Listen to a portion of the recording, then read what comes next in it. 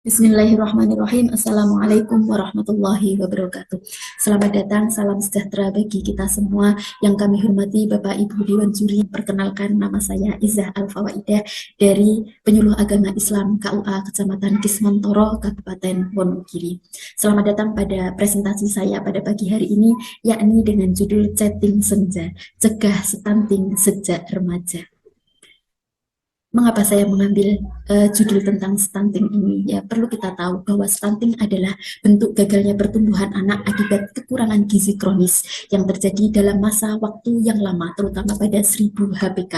1000 HPK ini adalah 1000 hari pertama kehidupan, yakni mulai dari kehamilan hingga pada anak usia 2 tahun. Kejadian stunting di Kecamatan Kismantoro pada bulan April tahun 2023 pada usia 0 sampai 23 bulan masih berjumlah 86 balita, sedangkan balita usia 24 hingga 59 bulan itu sebanyak 206 balita. Dari keseluruhan balita yang diperiksa sebanyak 2.224 balita. Kemudian mengapa saya mengambil inovasi cegah stunting sejak remaja? Karena sebenarnya menurut data riset kesehatan dasar tahun 2018, prevalensi anemia pada remaja putri sebanyak 31%.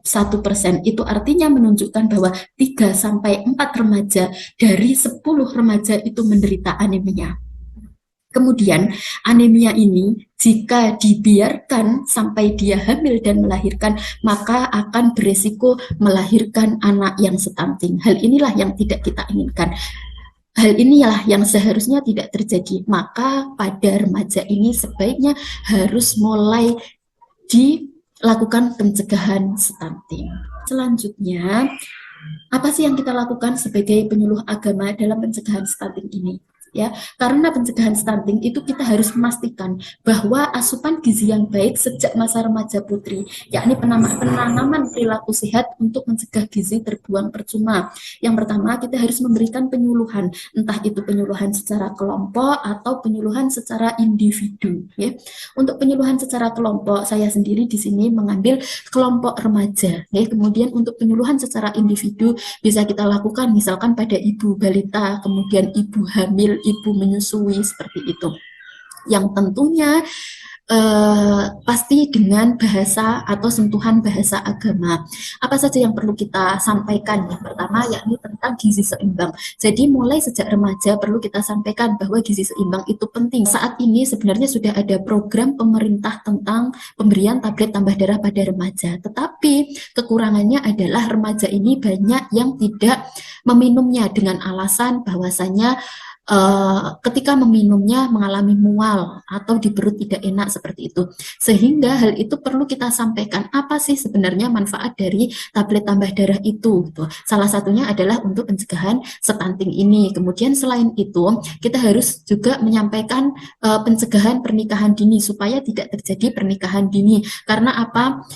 Selain menurut undang-undang bahwasanya pernikahan dini pernikahan itu minimal adalah pada usia 19 tahun. Kemudian kalau secara kesehatan itu bahwasannya wanita siap untuk menerima janin dalam rahimnya itu kurang lebih pada usia 20-21 tahun itu. Maka harus kita sampaikan jangan terjadi pernikahan dini karena kan nanti kalau misalkan rahim belum siap untuk uh, apa untuk dihidupi calon janin itu bisa juga menyebabkan stunting. Kemudian selain itu kita harus memberikan penyuluhan juga tentang PHBS atau uh,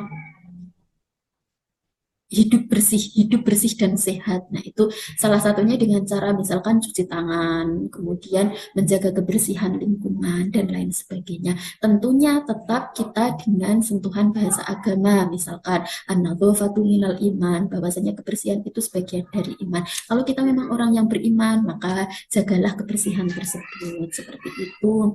Kemudian perilaku spesifik yang perlu kita terapkan pada pencegahan stunting ini, yakni yang pertama adalah remaja putri harus rutin minum tablet tambah darah.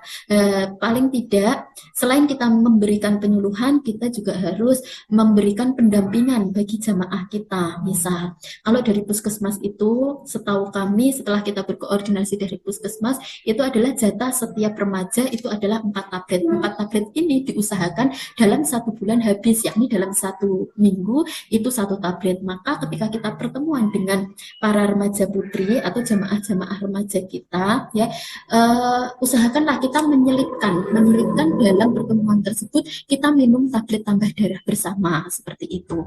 Kemudian mengapa saya juga mengambil tentang stunting ini, karena dalam surah An-Nisa ayat 9 disebutkan wal yahsyal ladzina law taraku min khalfihim dzurriyyatan dhi'afan khafu 'alaihim falyattaqullaha wal yaqulu qawlan sadida. Dan hendaklah takut kepada Allah orang-orang yang sekiranya mereka meninggalkan keturunan dalam keadaan yang lemah. Maka kita seharusnya takut, ya, kita takut meninggalkan keturunan dalam keadaan lemah. Nah, salah satu contoh keturunan yang lemah ini apa? Yakni stunting gitu. Jadi jangan sampai kita meninggalkan keturunan atau menurunkan anak yang dalam keadaan stunting. Na'udzubillahi min dzalik. Di sini saya tunjukkan beberapa foto kegiatan saya ketika melakukan penyuluhan, kemudian pembagian tablet tambah darah pada remaja putri. Ya, ini remaja putri semuanya membawa tablet tambah darah. Disinilah saya tekankan bahwasanya bagaimana cara meminumnya, kemudian apa manfaatnya, ya, kemudian mengapa kita harus mencegah stunting sejak dini. Disinilah saya sampaikan. Yang perlu kita pahami bahwasanya stunting ini merupakan multidimensi yang bisa saja terjadi pada semua lapisan masyarakat. Oleh karena itu, dalam mencegah dan menangani stunting perlu keterlibatan semua pihak, termasuk salah satunya kita sebagai penyuluh agama Islam. Gitu nggih. Terima kasih dan semoga apa yang saya sampaikan bermanfaat. Wallahul muwaffiq ila aqwamit thoriq. Wassalamualaikum warahmatullahi wabarakatuh.